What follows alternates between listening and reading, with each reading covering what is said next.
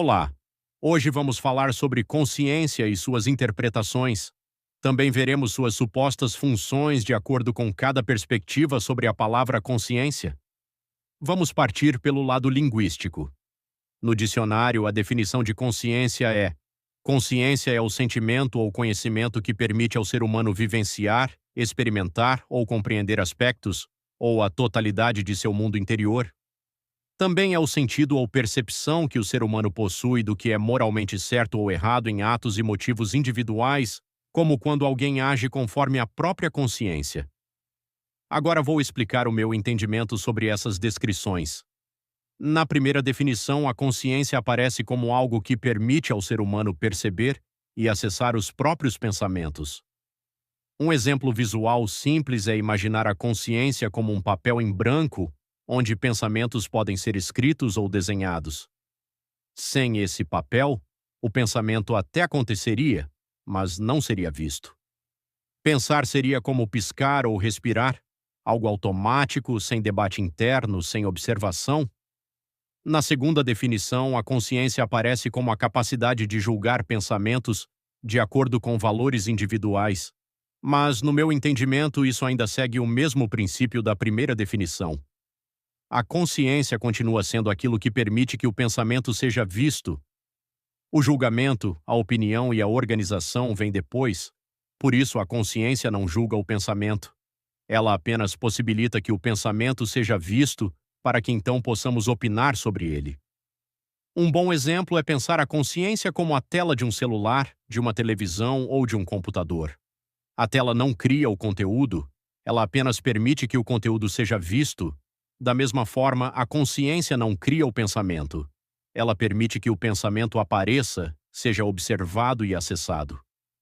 Quando digo que a consciência permite criar um conteúdo, não é no sentido de que ela cria algo sozinha, mas no sentido de que ela permite ver a própria criação. É a tela que permite ver aquilo que o próprio eu está criando. Agora vamos olhar para o ponto de vista científico. Quando o assunto é consciência, a ciência não consegue medi-la diretamente. Ela consegue medir processos físicos e biológicos do cérebro, como atividade elétrica, química e estrutural, mas não consegue medir o olhar de quem vê o pensamento acontecendo. Uma forma simples de ilustrar isso é imaginar uma cena. Imagine um celular em pé, com a tela virada para um lado. Na frente da tela está você, observando os pensamentos aparecerem. Atrás do celular, há vários cientistas com ferramentas de análise desmontando o aparelho, estudando cada peça e cada conexão. Eles têm acesso total ao funcionamento do celular. Mas apenas quem está na frente da tela vê a imagem. Não importa o quanto eles estudem o que está atrás da tela, enquanto estiverem ali, eles nunca verão a imagem que aparece. Da mesma forma, eles também não têm acesso direto à experiência de quem vê a imagem. Como o pensamento e a consciência acontecem na mente, não temos como medir, pois não tem forma física, não tem matéria para análise, só tem relatos individuais de quem vive. Então, para a ciência, a consciência é capacidade de integrar informações, capacidade de relatar estados internos, capacidade de responder de forma flexível ao ambiente, presença de estados subjetivos associados à atividade neural. Quanto à experiência vivida internamente, a ciência não se manifesta, e aí surge o difícil problema da consciência.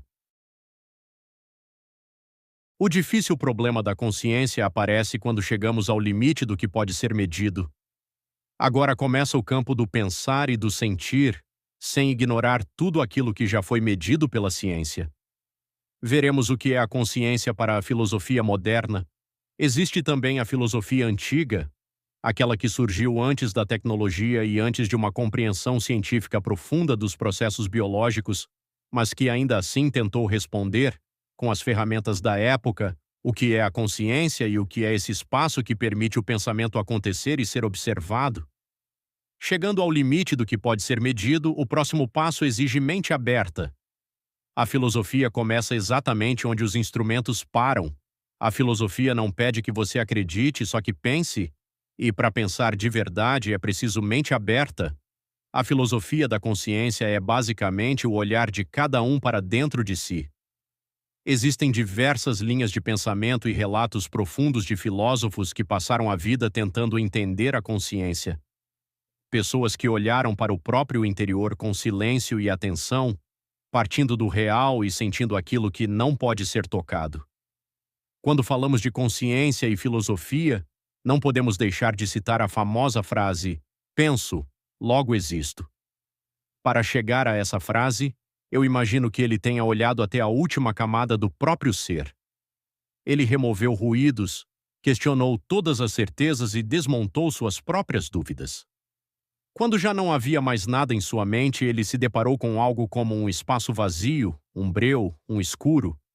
Como nas metáforas que usamos antes, um papel em branco, uma tela escura. É esse espaço que, de forma simbólica, vamos chamar aqui de campo da consciência. O espaço que permite que o pensamento apareça e seja observado. E se o pensamento pode ser observado, então algo existe para observá-lo. Daí a afirmação: penso, logo existo. Mas isso é uma interpretação. E você, o que esse pensamento de Descartes desperta em você?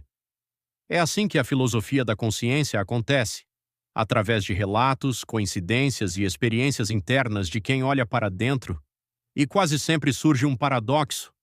Quando você tenta observar o campo da consciência em si, você nunca o vê diretamente. Sempre existe um pensamento ali enquanto você observa. Você cria a imagem de um escuro, de um abismo, de um quarto vazio. Mas o campo nunca aparece como objeto. Ele é sempre o espaço onde algo aparece. Talvez seja por isso que surgem frases como: e se você olhar longamente para um abismo, o abismo também olha para dentro de você. Pensamentos podem ser vistos de várias formas e ângulos diferentes, mas todos eles nos permitem pensar. Introspecção, no dicionário, significa refletir sobre o que ocorre no próprio íntimo, observar e descrever os conteúdos da própria mente. Em termos simples, introspecção é olhar para dentro, ver, ouvir, sentir, fazer uma análise profunda da própria mente. E quando começamos a falar em sentir, naturalmente entramos no próximo território, o lado religioso da palavra consciência. No olhar religioso, as coisas ficam interessantes porque muitas religiões nem usam a palavra consciência, mas mesmo sem usar esse nome, elas estão falando exatamente da mesma experiência. Em diversas tradições religiosas, como o hinduísmo, o budismo, o cristianismo esotérico e muitas outras, sempre existe um convite ao mesmo movimento: olhar para dentro, silenciar a mente, observar os pensamentos, sentir algo mais profundo que o ego, acessar um espaço interno onde o pensamento acontece e pode ser observado. Cada tradição chama isso de um nome diferente. Algumas chamam de espírito, outras de presença, de luz interior, de Deus dentro de si. Mas, no fundo, todas estão apontando para o mesmo lugar. Hoje, de forma moderna, a palavra que usamos para falar desse espaço interno é consciência, não como uma crença, mas como uma experiência direta. A religião não tenta medir esse espaço. Ela não tenta prová-lo com instrumentos, ela convida a senti-lo. Enquanto a ciência observa de fora e a filosofia pensa sobre isso, a religião convida você a entrar. Não como alguém que acredita, mas como alguém que experimenta. E é por isso que, apesar das diferenças culturais, históricas e simbólicas, a introspecção é um ponto comum em muitas religiões. Porque, no fim, todas elas falam do mesmo mistério interno, essa ferramenta interna onde o pensamento surge, onde o sentir acontece e onde o ego se percebe existindo. Quando colocamos lado a lado o dicionário, a ciência, a filosofia e a religião, percebemos que todas apontam para o mesmo lugar. Mudam os nomes, mudam as linguagens, mas a experiência é a mesma. Existe em nós uma ferramenta interna que nos permite observar, refletir e sentir. É isso que hoje chamamos consciência. Na parte 2, eu te convido a participar da teoria em que venho trabalhando, uma teoria que tenta unificar sem insultar nem perverter ciências, filosofia e religião. Obrigado por assistir.